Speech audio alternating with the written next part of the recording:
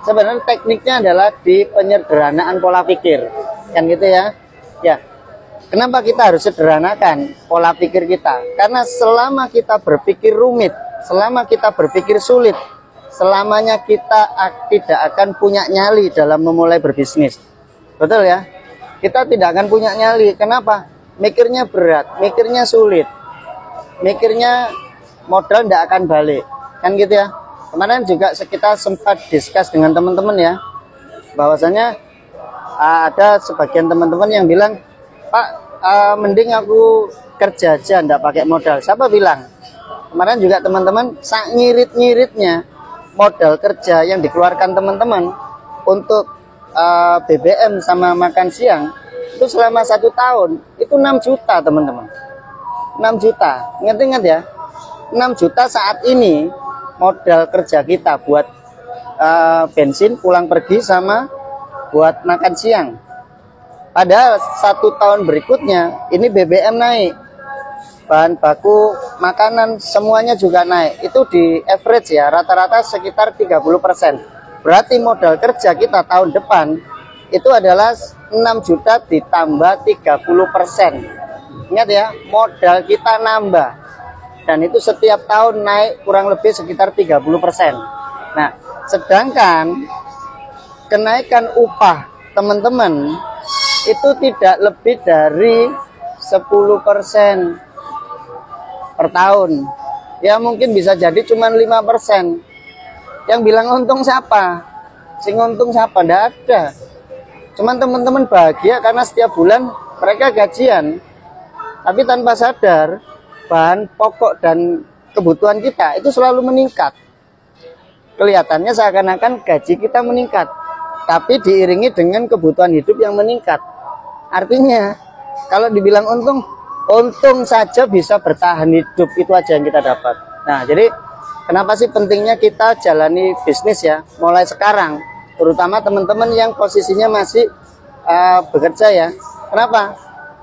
Kalau teman-teman masih bekerja, yang pertama modal masih bisa didapatkan. Bapak Ibu, kalau Anda bilang bisnis itu nguntungin yang di atas, apakah hari ini Anda bekerja tidak nguntungin yang di atas? Anda punya bos tidak? Dan ngapain Anda kerja nguntungin bos Anda? Bos Anda duduk manis, Anda yang mengerjakan pekerjaannya. Hah?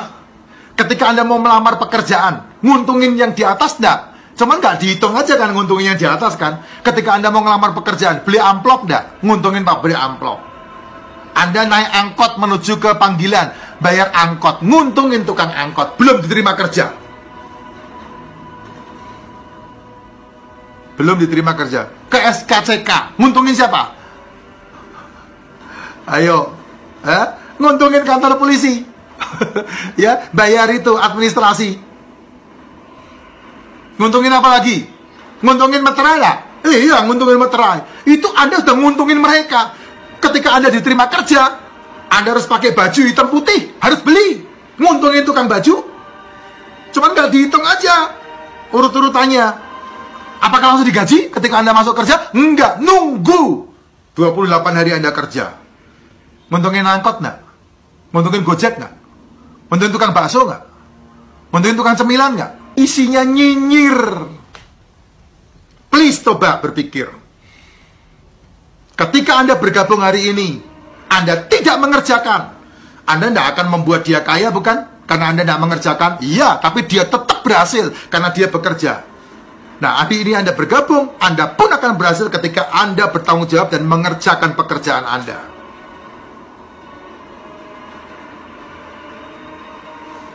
Paham maksud saya ya? Jangan nyinyir, jangan bilang nguntungin yang di atas. Anda tidak akan pernah bisa makan bakso kalau tidak pernah tukang bakso nguntungin tukang tepung, nguntungin tukang daging, nguntungin tukang gerobak, nguntungin tukang bumbu masak.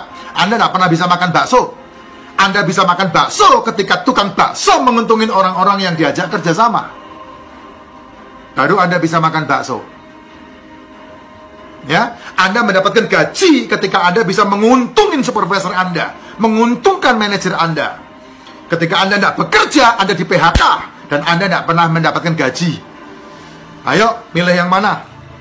Dan inilah yang namanya perputaran, rantai, bisnis, rantai kehidupan.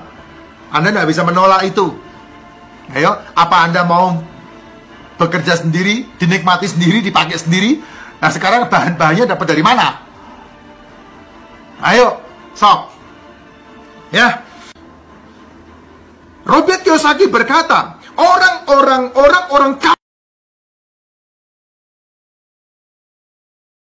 Multilevel marketing antara harapan dan kenyataan. Benarkah multilevel marketing adalah jualan door to door atau sales? Multilevel marketing adalah bisnis yang tidak bergengsi. Multilevel marketing hanya menguntungkan orang-orang yang pertama gabung. Yang bergabung belakangan pasti rugi. Multilevel marketing adalah bisnis yang menipu. Benarkah demikian? Banyak pertanyaan mungkin yang Anda terima selama ini kan. Apaan MLM? MLM itu kan bisnis penipuan. Betul nggak? Anda bisa jawab? Nggak bisa bang, paling gue cuma bisa ngotot. Bukan, enak aja lo, bukan. Kenapa bukan? Nggak tahu, pokoknya bukan. MLM itu kan bisnis yang nggak jelas. Siapa bilang jelas? Enggak jelas, jambak-jambakan. Kasih tahu dia.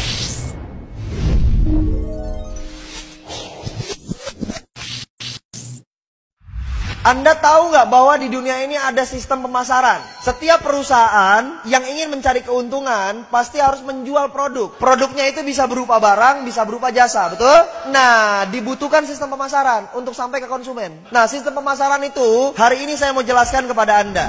Oke, saya mau kasih tahu sama teman-teman. Di dalam dunia bisnis, ini dibagi menjadi beberapa jenis. Yang pertama adalah bisnis konvensional. Yang kedua adalah bisnis multilevel marketing. Yang ketiga adalah bisnis money game. Nah, supaya kita nggak kejebak, saya mau bahas dulu yang pertama di money game. Anda tahu money game itu apa? Artinya, money, uang, game, permainan, berarti permainan uang. Banyak nggak yang nembak Anda? Ini money game ya? Jangan-jangan ini bisnis putar-putar uang orang, betul? Anda harus kasih tahu, Anda harus sadar. Kita harus tahu bahwa money game itu punya karakteristik, punya identifikasi. Yang pertama, money game yang pertama, sudah pasti tidak ada produk. Tidak ada produknya. Jadi kalau perusahaan ada yang nawarin tanpa produk, pasti money game. Perlu nggak dicari tahu lagi lebih dalam? Nggak perlu, tinggal. Paham? Ada produknya nggak? Nggak ada, sudah. Tinggal. Identifikasi yang kedua, ada produk tapi harganya selangit. Contoh, produknya harganya selangit itu dibandingkan sama produk-produk yang ada di pasaran. Contoh misalnya odol. Odol biasa beli Pepsodent berapa harganya? Goceng, ceban gitu ya. Nah, ini ada perusahaan misalnya, dia punya produk odol juga. Harganya berapa? 50.000, 100.000. Apa kelebihannya? Pas sikat gigi, giginya jadi emas. Paham nggak maksud saya nih? Jadi harganya terlalu berlebihan, terlalu jauh. Produknya misalnya air minum, air mineral. Air mineral biasanya berapa? 5.000. Ada nggak yang jual sampai 50.000? Itu money game, itu identifikasi money game. Yang ketiga, sebenarnya tidak ada produk, tapi pura-pura ada produk. Biasanya sistemnya cicil atau tabung. Misalnya contoh, perusahaan itu menawarkan Anda produknya emas, tapi nanti dapat barangnya tahun depan. Jadi setiap bulan Anda taruh uang dulu. Perusahaan itu menawarkan travel, perjalanan umroh, perjalanan haji. Sifatnya tabung tiap bulan. Kapan dapatnya? Ntar 2 tahun lagi, ntar tahun depan. Nah, itu hati-hati, itu money game. Pura-pura ada produk, padahal produknya nggak tahu kapan adanya. Produknya nggak jelas. Paham? Dan ini udah banyak di masyarakat. Jadi 3 identifikasinya. Anda ketemu sama perusahaan seperti ini yang nggak ada produk atau produknya harganya selangit, atau nggak ada produk tapi pura-puranya ada produk dengan cara mencicil atau menabung. Sudah, tinggalkan. Itu bukan perusahaan yang benar. Paham? Oke. Kemudian konvensional, ini yang terjadi di sekitar kita. Pasti ada warung atau toko di sekitar Anda, betul ya? Nah, konvensional ini sistemnya begini. Semua perusahaan, tadi saya bilang, semua perusahaan pasti sifatnya melakukan penjualan, betul? Yang dijual apa? Produk. Nah, barang tersebut pasti diproduksi dulu kan? Di mana? Pabrik. Dari pabrik, apakah langsung ke konsumen? Tidak. Dia lari dulu ke distributor besar. Dari distributor besar, dia lari lagi ke distributor kecil. Dari distributor kecil, dia lari lagi ke agen-agen. Dari agen, dia lari lagi ke warung-warung atau toko. Dari warung-warung, baru dia lari lagi ke konsumen. Paham? Oke, yang saya mau tanya, konsumen tahu nggak ada barang yang di warung, ada barang di agen, ada barang di distributor kecil, di distributor besar? Taunya dari mana? Harus ada iklan. Bayar nggak iklan? Mahal nggak bayar iklan? Mahal, betul? Terus, dari pabrik ke distributor besar, ada nggak biaya distribusinya? Ada biaya pengiriman, ditambah harganya. Contoh misalnya, ini harganya 2.000 dari sini, 2.000 perak. Sampai ke distributor besar, dari distributor ke distributor kecil, harganya tetap 2.000 atau berubah? Berubah jadi 4.000, betul? Dari ini ke sini, dari distributor kecil ke agen, berubah lagi jadi 6.000, 8.000 misalnya, betul? Dari agen ke warung, sudah nyampe angka 12.000. Dari agen ke warung, dari warung ke konsumen, harganya jadi 20.000. Paham nggak? Padahal modal awalnya berapa? Nah, kelebihan itu banyak dibagi-bagi. Menjadi jalur distribusi, menjadi jalur iklan, menjadi jalur marketing. Itu di jalur apa? Konvensional. Semua warung begini, semua barang yang ada di sekitar Anda begini prosesnya. Rokok begini, sampo begini, sabun begini. Paham? Oke. Saya nggak banyak bahas di situ. Yang saya banyak mau bahas adalah nih, multi level marketing. Lalu kalau begitu, apa bang kelebihannya multi level marketing? Multi level marketing ini adalah perusahaan di mana barangnya tetap yang produksi pabrik. Dari pabrik lari ke distributor tunggal namanya. Itulah perusahaan multi level marketing. Dari distributor tunggal larinya kemana? Ke konsumen. Langsung. Loh, terus bang, kan konsumen ini kan member.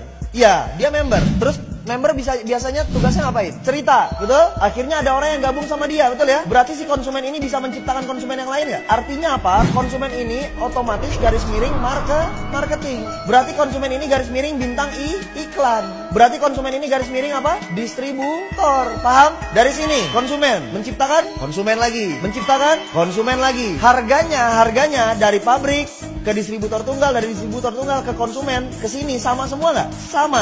Jadi kelebihan dananya tadi, kelebihan dananya tadi itu dialirkannya kepada siapa? Kepada kita, karena Anda marketingnya, Anda distributornya, Anda bintang iklannya. Berarti kita yang dibayar mahal oleh perusahaan multi level marketing.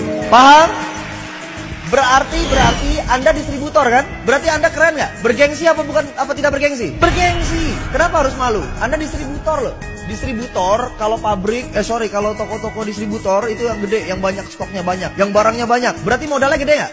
Kalau kita di multi level marketing, modalnya perlu gede nggak? Nggak perlu. Paham? Oke, satu kelebihan lagi yang saya mau bahas. Anda lihat, Anda perhatikan. Biasanya jumlah barang yang dimiliki konvensional dari pabrik, dia ngoper ke distributor besar ini biasanya bersyarat. Artinya paket besar. Anggap misalnya 10.000 piece. Begitu sampai turun ke distributor kecil, ini turun menjadi 2.000 piece. Dari sini turun ke agen misalnya 500. Ke warung-warung misalnya 100. Ada batasan jumlah barang yang dikirimin, stoknya. Berarti pertanyaan saya begini, si warung ini bisa nggak lebih kaya daripada agen? Nggak mungkin, orang jualannya cuma 100 tiap hari. Agen jualannya 500 tiap hari. Mungkin nggak dia lebih kaya daripada ini? Tidak mungkin. Agen mungkin nggak lebih kaya daripada distributor kecil? Tidak mungkin. Distributor kecil mungkin nggak lebih kaya daripada distributor besar? Tidak mungkin. Betul? Oke. Sekarang saya mau tanya, multi level marketing, si konsumen ini jual produk nggak? Jual. Produk siapa yang dijual? Produk perusahaan, bukan produk dia. Punya stok nggak masing-masing? Punya. Stok buat apa? Buat konsumsi, bukan buat dijual. Paham nggak? Stok yang dimiliki member yang bergabung itu adalah stok konsumsi, bukan stok untuk dijual. Yang dijual adalah produk perusahaan. Berarti ada batasan nggak stok barangnya? Tidak ada. Bisa nggak kejadiannya begini? Konsumen yang atas jual cuma 50, konsumen yang bawah jualnya 100. Bisa? Bisa. Siapa yang kaya? Ya dialah yang dapat untung banyak. Yang ini cuma jual atu. Berarti yang lebih kaya yang mana? Yang bawah. Tadi ada kalimat kan? MLM adalah bisnis yang memperkaya yang di... Salah atau benar?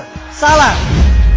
Karena justru multi level marketing lah yang melawan konsep bisnis memperkaya yang di atas. Kalau konvensional udah pasti yang atas yang lebih kaya. Kerja di kantor udah pasti yang atas yang lebih kaya. Gaji staff sama manajer gede mana? Berarti itu yang memperkaya yang di atas. Kalau multi level marketing tidak memperkaya yang di atas sama sekali. Oke, berarti kita harus bangga dari perusahaan multi level marketing. Berikan aplaus yang luar biasa diri Anda.